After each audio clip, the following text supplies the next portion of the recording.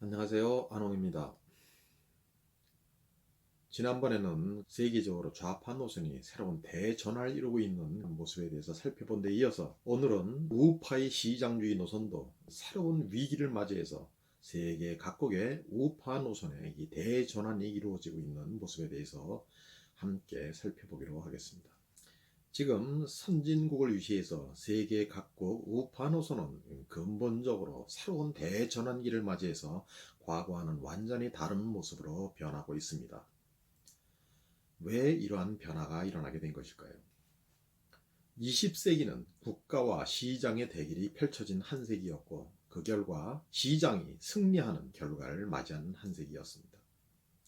국내생에서 유발되는 각종 문제를 해결하기 위해서 정부를 우선시하는 그 사회주의 또는 그 버티컬리즘의 큰 정부주의가 등장하게 되었고, 이를 중심으로 시장 경제에서 유발되는 각종 폐해를 해결하고 경기 침체나 이 분배 불균형 같은 문제를 해결하고 살아왔습니다. 그러나 70년대 들어서 점차 이 정부 주도의 체제는 그 모순을 드러내게 되었고, 정부의 비효율과 폐해가 점점 더 확대되고 극대화되는 상황을 맞이했습니다. 이에 따라 사회주의 체제는 정부가 주도하는 국내 분업화 체제가 완전히 마비되면서 몰락하게 되었고, 이어서 큰 정부주의 체제도 마찬가지로 그 정부의 비효율과 폐해가 나날이 커지고, 결국 70년대 들어서 스태그플레이션을 맞이해서 경기 침체가 구조화되고, 또한 복지위기, 재정위기가 현실화되면서 한계를 맞이하게 되었습니다. 이에 따라서 서구 좌파들은 시장주의를 받아들이고 새로운 제3의 길 노선으로 가면서 좌파 노선의 전환을 이루게 되었습니다. 이에 따라 20세기에는 시장주의가 국가주의를 상대로 해서 승리하게 되었고, 결국 후쿠야마는 역사의 정원, 이데올로기의 정원을 말하면서 이 자유민주주의, 시장주의 체제가 승리하게 되었음을 선언하게 되었습니다. 그러나 이후에 이번에는 시장주의의 위기가 본격화되기 시작했습니다. 80년대 이후에 그 글로벌 경제 활동이 확산되고 글로벌 소비와 투자와 고용이 늘어나고 각국의 경제 주체들의 활동 바운더리가 국가 시장에서 벗어나서 이 세계 시장으로 확대하게 되면서 새로운 경제 현상들이 나타나기 시작했습니다. 무엇보다도 이 선진국을 중심으로 해서 이 장기 침체, 일자리 위기, 이 양극화 위기가 점점 더 심화되는 상황을 맞이했는데, 과거와 같이 시장에 맡겨두고 놔둬서는 결코 이런 문제가 해결되지 않고 오히려 더욱 심화되는 결과를 유발하게 되었습니다. 그 결과 일본식 장기 침체가 서구 선진국들 전반으로 확산되기 시작했고, 장기 침체는 이제는 뉴노멀이 된 상황을 맞이하게 된 것입니다. 특히 각국에는 무한 경쟁이 심화되고 노동자들이 저임 비정규직으로 대거 몰락하면서 그 고통이 확산되기 시작했고, 양극화가 심화되면서 일대 99 사회로 바뀌었다는 그런 비판의 목소리가 나날이 확대되기 시작했습니다. 그 결과 기존의 시장주의로는 이러한 문제를 해결하지 못하게 되면서 각국에서는 다시 좌파의 부활이 이루어지기 시작했고, 미국 같은 나라에서도 샌더스 같은 사회주의자들이 등장하면서 사회주의가 확산되기 시작했고, 각국에서는 정부의 재정 지출을 무한 확대하며 포퓰리즘, 재정 지출 확장 정책이 법물처럼 확산되기 시작했고, 이와 함께 각국에는 기본소득제, 사회적 기업, 사회적 경제 같은 새로운 좌파의 실험이 확산되는 그러한 상황을 맞이했습니다. 그러나 이러한 위기에 대해서 기존의 시장주의는 어떠한 해석이나 해법도 제시하지 못하고 꿀먹은 벙어리가 되었으며, 이러한 문제를 그냥 좌시하는 상태가 되면서 시장주의의 위기가 본격화되기 시작한 것입니다. 두 번째로 우파 시장주의의 위기는 2008년 세계의 금융위기를 계기로 해서 전면화되기 시작했습니다. 즉 80년대 이후 신자유주의 중심의 시장주의 노선이 세계적으로 확산되기 시작했고, 시장 개방과 규제 완화 이런 노선들을 중심으로 해서 정부의 폐해와 비효율을 줄이고 정부 규모도 줄이고 시장 기능을 확대하는 쪽으로의 변화가 확산되었습니다. 이러한 흐름에 입각해서 미국에서는 금융시장의 자율화가 확산되었고, 기존의 금융규제를 완화하고 각종 금융 칸막이도 해소하고 일반 은행들에게 투자 사업을 크게 확대할 수 있도록 각종 규제를 해제하게 되었습니다. 이에 따라 미국의 은행들은 수익성이 없는 부실 채권들을 한데 묶어서 파생 금융 상품을 만들어서 대대적으로 공급하기 시작했고, 이러한 그 파생 상품들에 대한 금융 투기가 곳곳으로 확산되기 시작했습니다. 그리고 서브프라임 모기지 같은 그 부동산 버블 자산을 기반으로 한 각종 그 금융 파생 상품들이 만들어지고, 또한 그 미국의 신용 평가사들은 이러한 부실 채권들에 대해서 트리플 A로 평가를 하는 등 자신의 책무를 져버리면서 결국 이러한 부실 채권과 파생 금융 상품들이 무한 확대되는 상황을 맞이하게 되었습니다. 결국 리먼 브라더스가 파산한 것을 계기로 해서 파생 상품들의 버블 투기가 한계를 맞이해 터지게 되었고, 결국 세계는 커다란 금융위기를 맞이하게 되었습니다. 결국 규제를 완화하고 시장 기능에 맡기면 모든 것이 나아지고 경제가 활성화된 데는 우파 시장주의의 신념은 2008년 세계 금융위기를 계기로 해서 여지없이 무너졌고, 그 한계를 여실히 노정하게 되었습니다. 이에 따라 라가르드 IMF 총재는 더 이상 시장 경제에 대한 믿음을 상실하게 되었다고 고백하게 되었던 것입니다. 세 번째로, 2008년 금융위기 이후에 선진국에서는 경제 침체가 보다 심화되고 장기화되는 상황을 맞이해서 선진 기축 통화국들을 중심으로 해서 이제는 양적 완화, 제로금리 정책 같은 돈을 무한정 풀어서 이러한 위기에 대응하게 되었습니다. 그러나 이러한 정책은 과거의 시장주의 노선과는 정반대되는 정부가 극단적으로 시장에 개입하는 정책이라고 할 수 있습니다. 그러나 이같이 정부가 시장에 극단적으로 개입하고 돈을 풀어도 그러한 돈이 국내 대출이나 투자로 연결되지 못하고 경제가 살지 못하고 오히려 위기가 더욱 심화되고 장기화되는 상황을 맞이하게 되었습니다. 섣불리 금리를 올리거나 양적 완화를 중단했다가는 제로금리와 양적 완화에 기대서 버티는 수많은 구산업, 부실산업들, 부채산업들이 대거 한꺼번에 몰락하면서 경제 대위기를 맞이할 수밖에 없었고, 결국 이러한 양적 완화나 제로금리 정책을 포기하지 못하고 계속 지속하는 극도로 비정상적인 상황이 계속되었습니다. 이같이 정부가 극단적으로 시장에 개입을 해도 경제를 살리지 못하게 되는 상황에서 시장주의에 입각해 시장 기능에 맡기고 놔두면 이 경제가 살아난다는 주장은 더 이상 설 자리를 잃게 되었고, 이 우파의 시장주의는 완전히 한계를 맞이하게 되었습니다.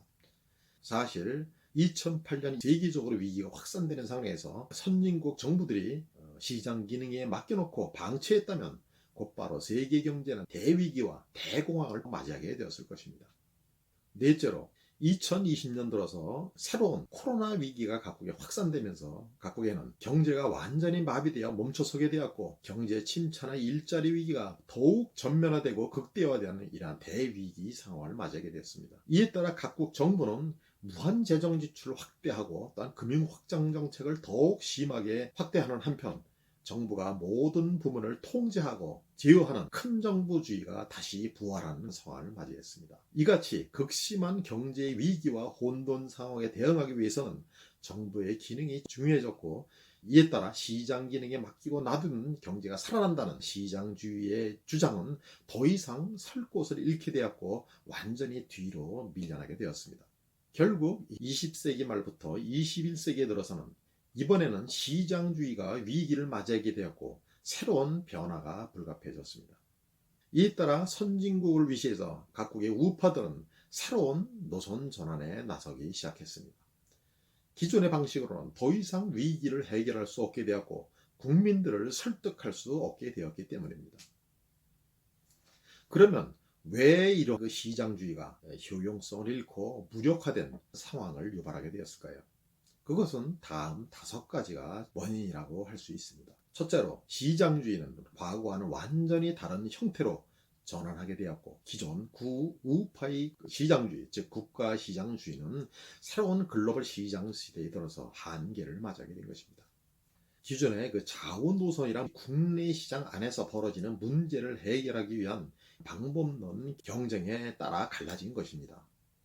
예를 들어서 이 좌파의 노선이란 즉 국내 시장에서 유발되는 각종 문제들을 이 정부가 앞장서서 주도적으로 해결하는 것이었고, 반면에 이 우파의 시장주의란 좌파의 정부 주도의 방식은 각종 정부의 비효율과 폐해를 극대화시키면서 결국 국내 자원 배분을 크게 왜곡시키고 효율을 크게 저하시키면서 국내 경제 전반에 위기를 심화시키는 결과를 유발한다는 그런 지적을 바탕으로 해서 정부의 폐효와 비효율을 줄이고 정부 규모를 줄이고 각종 정부의 규제를 완화하고 시장 기능을 다시 살려서, 즉 시장의 역동성과 창의성을 살려서 경제를 다시 살리려는 것이었습니다. 그러나 20세기 말 21세기에 들어서 글로벌 경제 활동이 확산되고 각국의 위기가 이제는 세계 단위에서 유발되면서 과거에 국가 단위에서 국내의 시장에 의존해서 경제를 살리려는 이러한 방식들은 문제를 해결할 수 없게 되었습니다. 그동안 각국은 국가 주권 하에서 각국 시장을 따로따로 독립적으로 운영했고 그 안에서 국내 시장 기능의 활성화를 통해서 문제를 해결하는 이러한 우파 시장주의 노선, 즉 국가 시장주의 노선으로 대응해 왔습니다. 그러나 지금은 각국 경제 주체들의 경제활동 바운더리가 국내 시장에서 벗어나서 세계 시장으로 확장되고 또한 각국의 자본이나 투자나 노동이 이 세계로 이동할 수 있게 되면서 과거와는 전혀 다른 새로운 경제 상황이 전개되기 시작했습니다. 무엇보다 글로벌 시장 시대에는 각국 경제 주체들은 이제는 글로벌 시장의 무한 경쟁과 신흥국들의 10분의 1 가격의 초저임 상품과 기업과 노동자들의 공세가 확산되는 가운데 세계의 노동자 전쟁 속에서 그리고 세계 산업과 일자리의 변화 속도가 나날이 빨라지는 글로벌 초이동 시장 시대에 살아가게 되었습니다.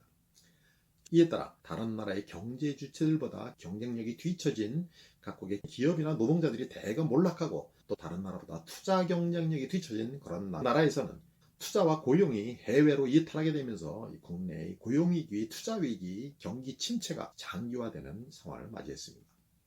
결국 이같이 글로벌 시장 시대에는 시장 기능에 맡기고 놔두면 글로벌 경쟁력이 뒤처지거나 글로벌 초이동 시장의 속도전에서 뒤처진 각국 경제 주체들은 대거 몰락하면서 위기가 심화되는 상황을 맞이했습니다. 이러한 상황에서 국내의 시장 기능을 활성화시켜서 해결하던 국내의 우파의 노선은 한계를 맞이하게 되었고 새로운 변화가 불가피해진 것입니다. 둘째로는 과거의 시장주의는 시장 기능에 맡기고 놔두면 결국 시장의 자율 조정 기능에 의해서 이 위기가 해결되고 침체가 회복된다고 설명했습니다.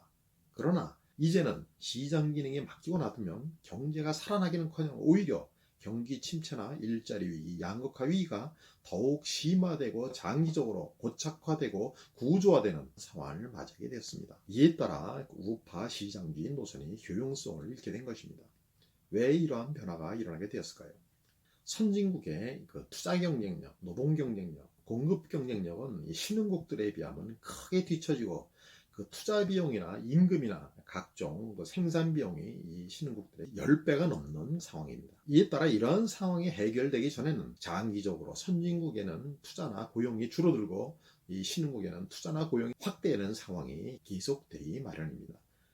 시장 기능에 맡겨두면 세계 시장 기능에 의해서 선진국의 노동자들의 임금은 장기적 이런 침체나 고용위기가 계속되면서 점점 저하되고 또한 선진국의 투자 비용도 투자 위기나 이 침체가 계속되면서 장기적으로 투자 비용이 줄어들고 반면에 신흥국에서는 노동자들의 고용이 확대되고 임금이 계속 오르고 투자 비용도 점차 올라서 선진국에 똑같은 것을 만드는 투자 비용이나 생산 비용이나 임금이 비슷한 수준이 될 때까지 이러한 변화가 이어지게 됩니다. 이에 따라 선진국에서는 투자 경쟁력이나 공급 경쟁력, 노동 경쟁력을 기민하게 업그레이드 시켜서 더 뛰어난 경쟁력을 갖추도록 하는 노력이 필수적입니다. 그러나 선진국에서 경쟁력을 증진시키는 것은 그렇게 쉽지가 않습니다. 노동 경쟁력을 올리는 것만 해도 기존의 교육체제, 재교육체제를 전반적으로 바꿔야 하지만 그것이 쉽지가 않습니다. 또한 기존의 투자 여건, 각종 생활비도 높고 부동산 비용도 높고 지방 생산 비용이 높은 상황을 개선하고 또는 글로벌 인프라와 글로벌 클러스터 같은 것을 뒷받침하기 위해서는 상당한 시간이 필요하기 마련입니다. 결국 이러한 변화를 이루기까지 이러한 선진국의 투자 위기, 고용 위기, 경기 침체는 장기적으로 지속될 수밖에 없고 결국 시장 기능에 맡기고 놔두면 경제가 살아난다는 시장주의 이론은 설 곳을 잃게 되었고 무력화된 것입니다. 예를 들어서 일본의 경우 바로 이웃에 있는 중국에 가면 국내보다 10분의 1 비용으로 똑같은 것들을 생산해 올 수 있게 되면서 웬만한 제조업들은 일본에서 살아남을 수가 없게 되었고 장기적으로 이러한 침체가 불가피해졌습니다. 80년대 이후에 이러한 중국 경제가 성장하면서 일본은 장기 침체를 맞이하게 되었고 지금까지 침체가 확산되는 그러한 상황을 맞이했습니다. 이같이 이웃의 중국까지는 저임 생산기지가 있는 나라의 경우 이러한 위기가 장기화되는 그런 것이 불가피한 상황이 되었습니다.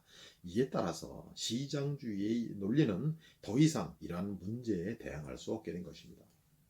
셋째로, 기존의 시장주의란 국내 시장에서 형성된 국내 가격을 기반으로 한 이론이라고 할 수 있습니다. 즉, 국내 시장에서 형성된 국내 가격을 중심으로 해서 국내 시장의 자원 배분의 최적화가 이루어지고 계속 신산업과 일자리를 확장하고 경제를 성장시키며 더 발전된 삶을 이루고자 하는 것이 이 시장주의의 기본 노선이었습니다.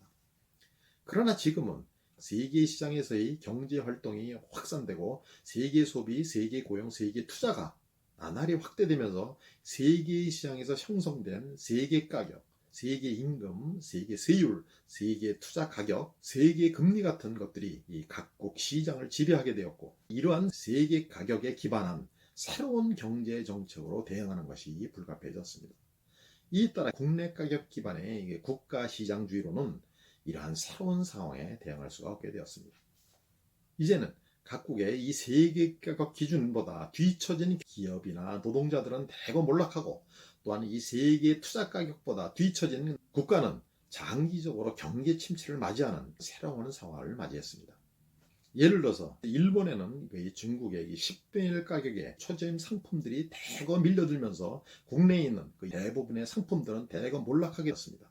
이에 따라 국내 가격이 세계 가격에 의해서 파괴되고 크게 상품 가격이 낮아지면서 이런 디플레가 확산되고 저물가가 장기적으로 지속되는 상황을 맞이하게 되었습니다.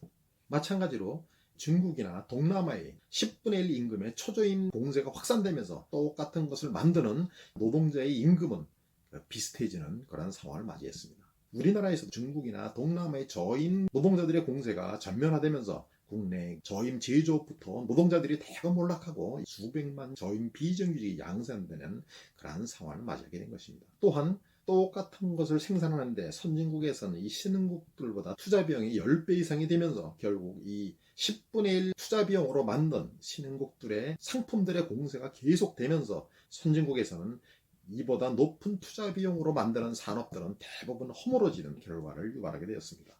그것이 세계 투자 가격의 공세입니다. 결국 신흥국의 투자 가격, 즉 세계 투자 가격보다 더 비싸게, 더 높게 생산을 하는 산업이나 그 기업이나 노동자들이 대거 몰락하고 위기가 장기화되는 상황을 맞이하게 된 것입니다. 이같이 세계 시장에서 형성된 세계 가격, 세계 임금, 세계 세율, 세계 투자 가격이 각국 시장을 지배하는 상황에서는 과거처럼 국내 가격 중심의 국가 시장주의로는 더 이상 대응할 수 없게 되었고 그 효용성을 완전히 잃게 된 것입니다. 물론 선진국의 내수 산업들은 이러한 글로벌 공세로부터 자유로운 듯이 보이지만 그렇지가 않습니다. 이미 내수 산업이나 서비스 산업에도 이 해외의 공세가 전면화되고 있고 우리나라 같은 경우에도 앞으로 이 북방이 터지면 북한이나 중국 쪽이 개방이 돼서 이동이 자유로워지면 우리나라의 내수 산업도 이 중국의 수억 명, 북한의 수천만 명의 저임 공세로 인해서 산업도 전면적인 위기를 맞이하게 될 것입니다. 나아가 앞으로 글로벌 디지털 플랫폼 시대에는 개별적으로 세계 이상의 서비스를 제공할 수 있게 되면서 이러한 각국 내수 산업이나 서비스 산업에도 전면적인 무한 경쟁이 전면화될 전망입니다. 넷째로 글로벌 시장 시대에 들어서 이 투자 비용이 낮은, 임금이 낮은 신흥국들은 세계 투자나 고용이 밀려들면서 계속 성장하게 되고 반면에 선진국에서는 투자나 고용이 해외로 이탈하고 신흥국들로 넘어가면서 장기적으로 침체와 고용위기가 계속되는 상황을 맞이했습니다. 이러한 변화가 글로벌 시장의 기능에 의한 이 세계 단위에서 자원 배분이 최적화되는 모습입니다. 이러한 모습이 계속되면 선진국들은 경제위기나 장기 침체가 계속되고 결국 패권이 교체되고 강대국이 교체되고 선진국이 교체되는 결과를 맞이하는 것이 필연적입니다. 이에 따라 선진국에서는 시장에 맡기고 놔두자는 이런 시장주의를 주장하는 것은 결국 이러한 경기 침체와 일자리 위기가 장기화되는 것을 수용하자는 주장이고 또한 패권 교체, 강대국 교체, 선진국 교체를 수용하자는 주장이 되면서 이러한 시장주의 논리가 뒤로 쑥 들어가게 되었고, 더 이상 시장주의자들이 시장에 맡기자는 주장을 함부로 하지 못하는 상황이 되었습니다. 그 결과 선진국들은 이러한 시장주의 논리에서 벗어나서 이제는 거꾸로 국가주의, 극우주의, 보호주의를 앞세워서 이러한 신흥국들의 성장을 방해하고 저지하는 데 나서고, 무역전쟁이나 각종 금융공세 등을 강화하며 신흥국들의 글로벌 공세에 방어하는 데 주력하는 새로운 노선으로 전환하고 있는 상황입니다. 결국 지금까지 설명드렸듯이 이러한 5가지 요인 때문에 기존의 시장주의, 즉 국가시장주의는 효용성을 완전히 잃게 되었고, 글로벌 시장 시대는 새로운 노선으로의 전환이 불가피해졌습니다. 이에 따라 선진국 우파 정치권으로부터 시작해서 새로운 노선으로 줄줄이 전환하고 있습니다. 이러한 노선 전환은 크게 다음에 3가지 방향으로 전개되고 있습니다. 첫째는 신흥국들의 초저임 상품과 기업과 노동자들의 공세로부터 선진국 기업과 노동자와 상품들을 보호하기 위해서 국가주의, 보호주의, 극우주의로 우파의 노선 대전환이 이루어지고 있습니다. 미국 같은 경우에는 트럼프 대통령이 이 국가주의, 보호주의를 내걸고 멕시코 장벽을 쌓고 중국과 무역 전쟁을 확대하고 있습니다. 또한 유럽에서는 많은 나라의 우파들이 극우주의 노선으로 전환하고 해외 노동자들이나 상품들의 유입을 저지하는 쪽으로 나가고 있습니다.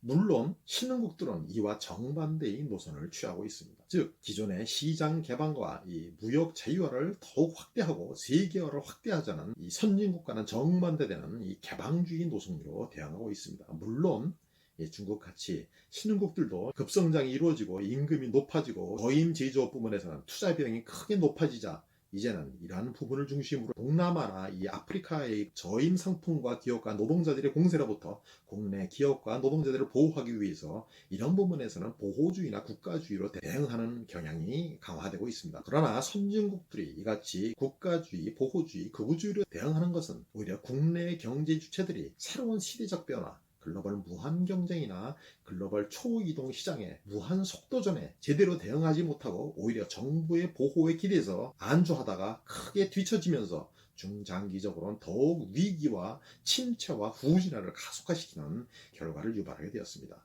또한 이러한 선진국들의 보호주의는 세계 경제 규모를 위축시킴으로써 결국 세계적으로 대공황을 유발하면서 이 선진국이 공멸하는 위기를 적게 되었습니다. 결국 그 국가주의, 보호주의, 극우주의 노선으로의 전환은 오래 갈 수 없는 것이고 장기적으로 지속되지 못하고 중단될 수밖에 없는 상황입니다. 두 번째로는 선진 기축 통화국들을 중심으로 해서 신흥국들의 그 공세에 대응해서 패권을 중심으로 대응하는 모습을 보이고 있습니다. 즉 기축통화국의 이점을 활용해서 양적 완화나 제로금리, 마이너스 금리 정책으로 돈을 무한정 풀어서 국내의 침체에 대응하고, 또한 막대한 자금력을 활용해서 이 신흥국들의 부를 국내로 이전해오고 국내의 부채를 해외로 전가하는 데 이용하고 있습니다. 그러나 선진국에서는 국내에는 투자 경쟁력이 뒤처져서 투자할 곳이 없어진 상황에서 이러한 무한정 금융 확장 정책, 재정 돈을 풀면서 이러한 돈들은 갈 곳이 없고 결국 국내 버블 투기처로 몰리거나 해외 투자로 이전하거나 아니면 그냥 부동자금으로 떠도는 상황을 맞이했습니다. 결국 대부분의 선진국마다 버블이 무한 확단되고 버블 소비력, 부채 소비력으로 버티는 상황이 되었고, 각국마다 부채를 무한 급증하면서 세계 자본주의는 이제는 자본주의가 아니고 부채주의로 전환하고, 이런 버블 위기가 언젠가 터지게 되면 세계 경제가 공멸하는 상황을 맞이했습니다. 물론 선진 기축통화국들은 버블 금융위기가 발생하면 더 큰 버블을 만들어서 이를 덮어서 버티고 있지만 그것은 무한정 계속될 수 없는 것이고 결국 한계를 맞이해 대기에 봉착할 수밖에 없는 상황입니다. 세 번째로 일부 국가들의 우파들은 글로벌 시장주의 노선으로 전환하고 있습니다. 즉, 이 해외의 신흥국들의 초재임 산업이나 기업이나 상품들의 공세에 대응해서 국내에서 경쟁력을 더욱 기묘하게 업그레이드해서 새로운 신산업으로 이 구산업의 기업과 노동자들을 대거 기민하게 옮겨서 글로벌 특화 경제화, 글로벌 첨단 경제화하는 노선으로 대응하고 있는 것입니다. 그 대표적인 것이 싱가포르, 아일랜드 또는 서구 각국이 이 투자 유치 정책의 최우선을 두는 그러한 정책 전환이라고 할 수 있습니다. 즉 기존의 시장주의에 맡기고 놔두기보다 이제는 전 세계를 돌아다니는 글로벌 투자 자본을 잡고 고용을 유치하기 위해서 국내의 투자 경쟁력을 높이고 국내의 노동 경쟁력을 높이고 국내의 공급 경쟁력을 높이는 데 주력하는 새로운 노선으로 대응하고 있는 것입니다. 그러나 이러한 노선으로 대응하는 우파들은 아직은 소수에 불과하고 대부분 과거의 국가시장주의 노선으로 그냥 국내 시장 기능에 맡겨두거나 국가주의, 구구주의, 또 보호주의 노선 대응하는 것이 대부분인 상황입니다. 결국 세계는 글로벌 시장 시대로의 전환기를 맞이해서 글로벌 시장 시대 세계 가격이 지배하는 새로운 상황에 올바로 대응하기보다 거꾸로 국가주의, 보호주의, 극우주의, 국가시장주의 또는 무한금융 확장 정책으로 잘못 대응하면서 오히려 세계 경제 위기를 더욱 심화시키고 구조화시키고 공멸로 내몰고 있는 상황입니다. 그것이 글로벌 시장 시대의 정부 실패의 모습입니다. 즉 각국 정부는 이미 국가 시장 시대가 글로벌 시장 시대로 전환하고 새로운 글로벌 시장 룰과 세계 가격이 각국 시장과 정부를 지배하게 되었음에도 이러한 변화를 깨닫지 못하고 과거의 시각과 방식으로 대응하거나 위기를 더욱 심화시키고 세계를 공멸로 내몰고 있는 상황입니다. 세계는 주식버블, 부동산 버블이 무한정 확산되는 카지노 경제로 화하게 되었고 결국 세계 경제는 극도로 기형적이고 왜곡된 상황으로 바뀌게 되었습니다. 공짜 제로금리 자금으로 죽어야 할 기업들이 무한 좀비 기업이 돼서 버티고 수많은 버블 부실 부채 기업으로 가득 차게 되면서 세계 경제는 구조적 대위기가 불가피한 상황을 그렇게 유발하게 된 것입니다.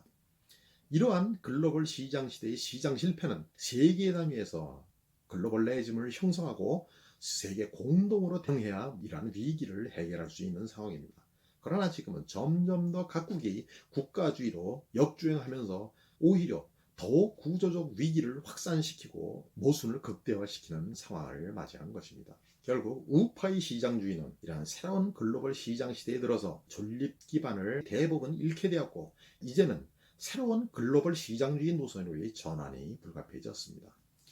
그러나 대부분은 이 시장주의라고 하면 모든 것이 하나인 줄 알고 국가 시장주의나 글로벌 시장주의를 구분 없이 사용하는 것이 문제라고 할 수 있습니다. 이 국가 시장주의나 글로벌 시장주의는 그 작동 원리가 완전히 다르고 국가 단위에서 이러한 변화에 대응하는 방법론이 근본적으로 다를 수밖에 없는 상황입니다. 이제는 시장 기능에 맡겨놓으면 글로벌 시장 기능이 지배하게 되면서 이 글로벌 경쟁력이 뒤처지고 글로벌 초이동 시장의 속도전에 뒤처진 각국의 기업 노동자들은 모두 몰락하고 장기적으로 위기가 심화되는 상황을 맞이하게 된 것입니다. 이에 따라 각국은 국내의 공급 경쟁력, 투자 경쟁력, 노동 경쟁력 등을 강화하고 세계 산업과 일자리의 빠른 변화에 기민하게 대응하면서 정책 노선의 전환이 불가피해졌습니다. 이에 따라 우파의 정부에 대한 입장도 근본적인 변화가 불가피해졌습니다. 기존의 우파의 정부에 대한 입장은 시장주의에 입각해서 가급적 모든 것을 시장 기능에 맡겨놓고 정부는 최소한의 역할만 수행하는 약용국가를 추구하는 그것이 기본 노선이었습니다. 그러나 이제는 정부의 기능과 정부의 서비스의 근본적인 변화가 불가피해진 것입니다. 즉 이제는 과거처럼 정부가 손 놓고 있을 것이 아니고 국내의 대거 몰락하는 경제주체들 경쟁력을 세계산업 변화 속도보다 빠르게 옮겨가며 대응할 수 있도록 뒷받침하는 새로운 정부 기능이 필수화되었습니다. 이를 뒷받침하기 위해서는 기존의 노동정책, 기존의 교육정책, 재교육정책, 경제정책, 정부의 예산이나 조직의 전면적인 변화가 불가피해졌습니다. 과거의 정부 서비스란 국내 시장의 수급을 매칭시켜주는 것이었습니다. 즉 교육의 경우에 대량 산업 생산 시대의 수요에 부응해서 일률적인 산업 노동자들을 교육해서 육성해서 공급하는 것이 정부의 책무였습니다. 그러나 이제는 이렇게 일률적인 교육시켜서 공급하면 이들이 이 인도나 중국에 있는 노동자들과 비슷한 임금을 받고 비슷한 일을 하며 살아가게 될 수밖에 없습니다. 따라서 이제는 자신만 가진 개별적 특성을 최대한 살려서 글로벌 특화된 노동자로 만들어서 세계 시장에 나가서 첨단 고부가 노동자로 살 수 있도록 뒷받침하는 새로운 교육을 실시해 주는 것이 정부의 핵심 역할이 되었습니다. 마찬가지로 재교육도 세계 산업의 일자리에 빠른 변화에 맞춰서 기민하게 글로벌 시장과 매칭한 그런 교육을 실시하는 것이 필수화되었습니다. 노동 서비스도 기존에는 국내의 기업들의 수요에 대응하는 일자리 매칭 서비스였지만 이러한 것으로는 더 이상 대응할 수 없게 되었습니다. 이제는 글로벌 시장과 매칭한, 글로벌 노동 수요와 매칭한 새로운 노동 서비스를 정부가 제공하는 것이 필수화된 것입니다. 또한 신기술 정책도 마찬가지입니다. 과거에는 국내 기술과 국내 인프라, 국내 클러스터를 이용해서 신기술 개발을 하는 것을 뒷받침해왔습니다. 그러나 이제는 그렇게 해서는 이 글로벌 기술 무한 경쟁에서 살아남을 수 없고, 국내 경제 주체들도 이 글로벌 기술을 사냥에 활용하고 글로벌 인프라와 글로벌 클러스터를 활용하면서 경쟁할 수 있게 해야지 글로벌 기술 무한 경쟁에서 최대한 생존이 가능해졌습니다. 마찬가지로 경제정책의 경우에도 재정지출 확장 정책으로 국내 수요를 확대하고 수급을 맞추는 데 치중하는 이러한 정책으로는 변화에 대응할 수 없게 되었습니다.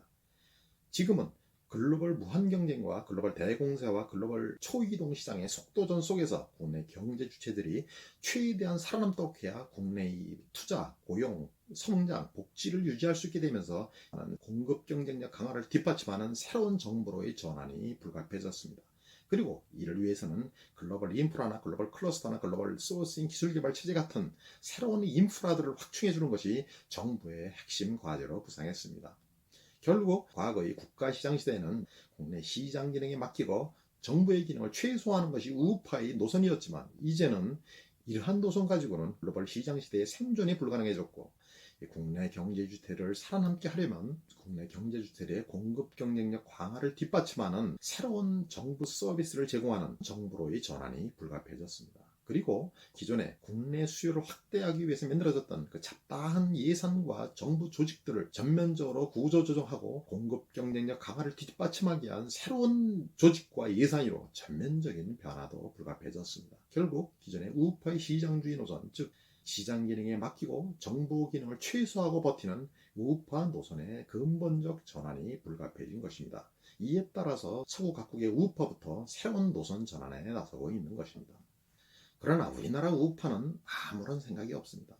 이러한 시대적 변화를 알지도 못하고 왜 바깥에서 서구의 우파들이 노선전을 하는지도 알지도 못하며 지금 국내의 위기가 나날이 심화되고 이제는 잠재 성장률마저 밑도는 경제 성장률이 계속되고 서구의 미국 등 선진국들이 5% 이상의 성장률을 기록할 때도 우리나라에서는 그 반쪽의 성장만 하는 그러한 상황을 맞이했음에도 문제가 무엇인지 알지 못하고 과거의 국가시장주의 시각과 방식을 그대로 고수하고 있습니다.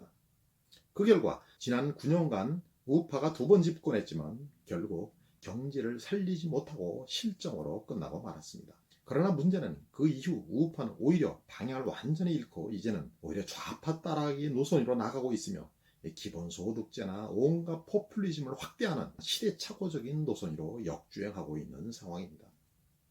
보수정당의 김종인 비대위원장은 기본소득제를 주창하고 온갖 포퓰리즘 노선과 케인지안 무한재정지출 확장 정책을 적극적으로 지지하고 있습니다.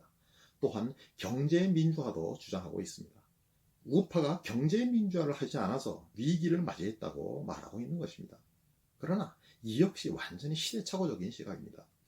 과거의 경제민주화는 국내 시장에서의 힘의 불균형을 해결하는 것이 중심이었습니다.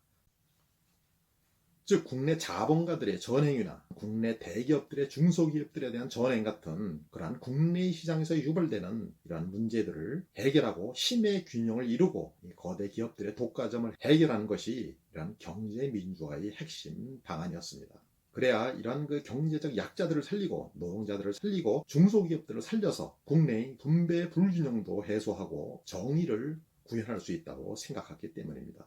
그러나 이 역시 지난 국가시장시대의 시대착오적 사고일 뿐입니다. 지금 국내 중소기업들이 노동자들의 위기는 국내에서 유발되는 것보다 점점 바깥으로부터 유발되는 것이 많아지고 있고 국내의 기업, 노동자, 대기업들이 함께 바깥에 신흥국들이나 해외 기업, 노동자 상품들의 공세로 인해서 공멸하고 있는 상황입니다. 따라서 이러한 노동자들이나 중소기업들을 구하려면 이러한 바깥의 변화에 대응해서 이들의 공급 경쟁력을 기민하게 업그레이드 시키고 세계 산업의 빠른 변화에 대응해서 기민하게 신산업과 일자리로 옮겨가도록 뒷받침해 이들이 글로벌 무한 경쟁과 글로벌 초이동 시장의 속도전과 세계 노동자 전쟁에서 최대한 살아남게 하는 것이 그것이 새로운 글로벌 시장 시대의 경제 민주화 노선이 된 것입니다. 그러나 이러한 변화는 전혀 깨닫지 못하고 오로지 과거의 시각하에서 과거의 방법론으로 대응하면서 국내에서 적을 찾고 국내의 경제주택끼리 싸움을 붙이는 그런 시대착오적 노선으로 대응하면서 오히려 바깥의 공세로 인해서 국내 경제주택의 몰락을 더욱 가중시키고 국내 경제적 약자들, 중소기업이나 노동자들의 위기를 더욱 극대화시키는 결과를 유발하고 있는 것입니다. 즉, 과거의 국가시장시대의 경제민주화 방법으로는 글로벌 시장시대에는 이러한 경제적 약자들을 더욱 죽이게 된 것입니다. 이에 따라 새로운 글로벌 시장 시대의 전환기를 맞이해서 기존의 우파 노선의 근본적인 변화가 불가피해졌습니다. 그러나 대부분의 국내 우파들은 이러한 변화를 깨닫지 못하고 바깥의 변화에 관심이 없으며 국내 노동자들이나 중소기업들의 위기를 맞이해 몰락하는데도 아무런 책무감을 느끼지 못하고 있는 상황입니다. 이러한 구시대의 우파는 청산하는 것이 시대적, 역사적 필연이라고 할 수 있습니다. 결국 우리나라에서도 이러한 구시대 국가 시장주의 노선의 시대착오적 우파들을 이번 기회에 청산하고 새로운 글로벌 시장주의 노선으로의 전환을 이루는 이러한 우파 노선의 대전환이 필요합니다. 이제는 새로운 우파 세력이 등장해서 이러한 변화를 이루고 국가를 살리고 대중을 위기에서 구하며 진정한 글로벌 시장시대의 정의를 새로운 방법론으로 구해갈 때가 된 것입니다. 결국 이번 20대 대선을 전후해서 우리나라 우파의 노선 전환과 세력 교체도 필연적으로 이루어지게 될 것이며 그것은 피할 수 없는 변화가 될 것입니다. 감사합니다. 오늘은 이것으로 마치도록 하겠습니다.